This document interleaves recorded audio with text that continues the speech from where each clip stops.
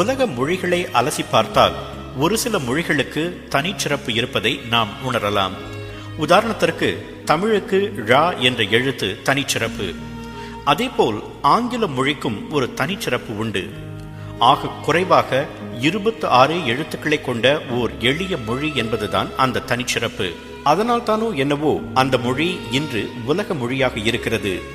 அந்த உலக மொழிக்கு அழகு சேர்த்தவர்கள் பலர், பெருமை சேர்த்தவர்கள் சிலர். அவர்களுள் தலையாயவர் இன்றும் உலகின் பெரும்பாலான பல்கலைக்கழகங்களும் கல்லூரிகளும் தங்கள் பாடத்திட்டத்தில் இணைத்துக் கொண்டிருக்கும் பல அமர இலக்கியங்களை தந்த ஆங்கில இலக்கிய மேதை ஷேக்ஸ்பியர். அவர் பிறந்ததும் இறந்ததும் ஒரே தினத்தில்தான், ஏப்ரல் 23ஆம் தேதி. 1564ஆம் ஆண்டு ஏப்ரல் 23ஆம் தேதி லண்டனுக்கு அருகில் உள்ள ஸ்ட்ராட்ஃபர்ட் அப்பான் ஏவன் என்ற சிற்றூரில் பிறந்தார் ஷேக்ஸ்பியர். அவர் பிறந்தது ஏழ்மையில்தான். 8 பிள்ளைகளில் 3ஆம் அவர்.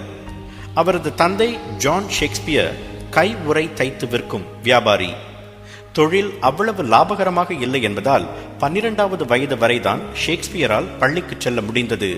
அதன் பிறகு முறையான கல்வி கற்க முடியாமல் போனது.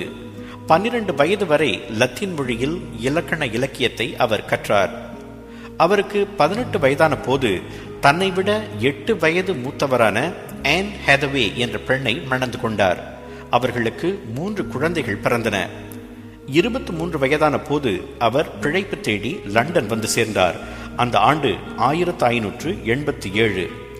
அடுத்த 6 ஆண்டுகள் அவர் என்ன செய்தார் என்பது குறித்து பலதரப்பட்ட கருத்துக்கள் நிலவுகின்றன. அவற்றுள் ஒன்றை பார்ப்போம். அந்த காலகட்டத்தில் நாடகங்களுக்கு புகழ்பெற்ற நகரமாக விளங்கியது லண்டன். சில இடங்களில் தினசரி நாடகங்கள் மேடையேறும். பல பகுதிகளிலிருந்து சீமான்களும் செல்வந்தர்களும் குதிரை வண்டிகளில் நாடகம் பார்க்க வருவார்கள். அப்படிப்பட்ட ஒரு நாடக கொட்டகையில் குதிரை வண்டிகளை காவல் காக்கும் வேலை அவருக்கு கிடைத்தது. அப்படி குதிரைகளை காவல் காத்த ஷேக்ஸ்பியர் தான் பிற்காலத்தில் ஆங்கில இலக்கியத்தின் முகவரியை மாற்றப் போகிறார் என்பது அந்த நாடக கொட்டகையின் உரிமையாளருக்கு அப்போது தெரிந்திருக்க நியாயமில்லைதான். ஷேக்ஸ்பியருக்கு ஞாபகத்திறன் அதிகம்.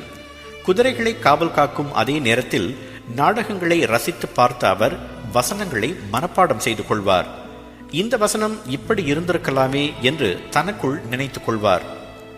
இது சினிமா கதை போல் இருந்தாலும் ஒரு நாள் அந்த சம்பவம் நிகழ்ந்தது. அரங்கம் நிறைந்த கூட்டம். நாடகம் தொடங்குவதற்கு சில நிமிடங்களுக்கு முன்பு முக்கிய பாத்திரத்தில் நடிப்பவர் வரவில்லை என்பது தெரிந்து பதறிப்போனார் நிர்வாகி. நிலைமையை உணர்ந்த ஷேக்ஸ்பியர் அந்த பாத்திரத்தில் தாம் நடிப்பதாக கூறினார். வேறு ஒரு நேரமாக இருந்திருந்தால் அந்த நிர்வாகி நகைத்திருப்பார். ஆனால் அப்போது வேறு வழி தெரியாததால் அவரும் சம்மதிக்க ஷேக்ஸ்பியருக்கு ஒப்பனை செய்யப்பட்டது.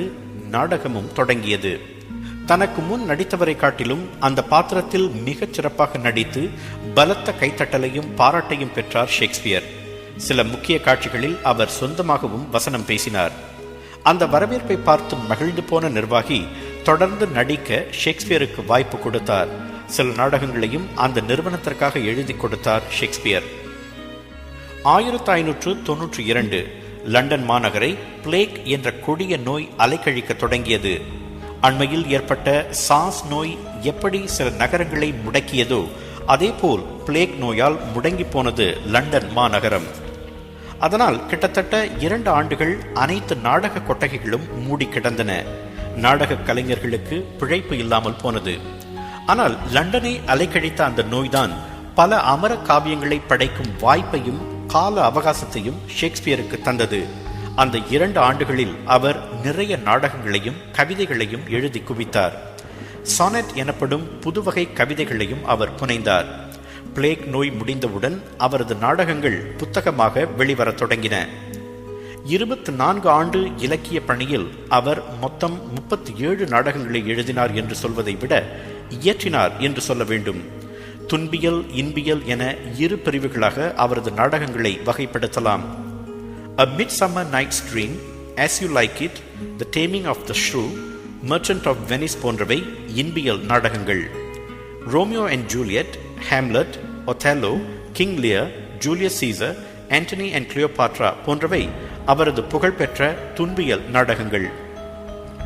எத்தனையோ மொழிகளில் எத்தனையோ இலக்கியங்கள் வந்தாலும் இன்றும் காதலுக்கு முகவரி சொல்லும் மிக முக்கியமான உலக இலக்கியம் ரோமியோ அண்ட் ஜூலியட் என்பதை எந்த மொழி அறிஞராலும் மறுக்க முடியாது. உலகம் முழுவதும் ரோமியோ ஜூலியட் பெயரை உச்சரிக்காத காதலர்கள் இருப்பார்களா என்பது சந்தேகம்தான்.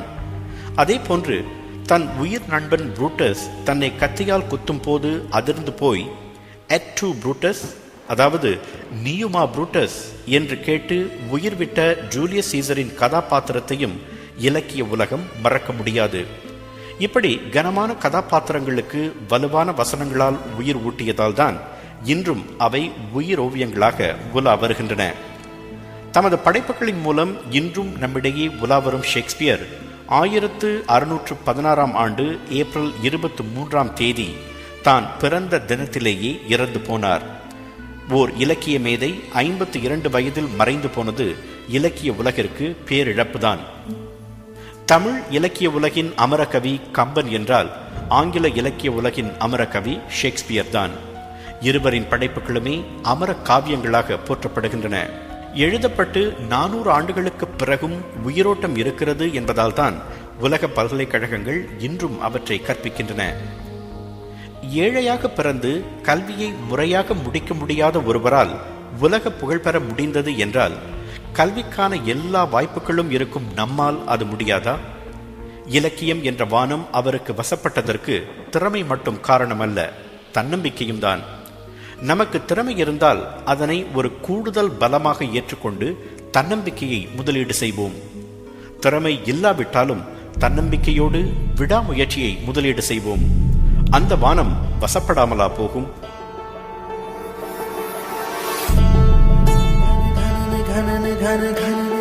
வானம் வசப்படுமே.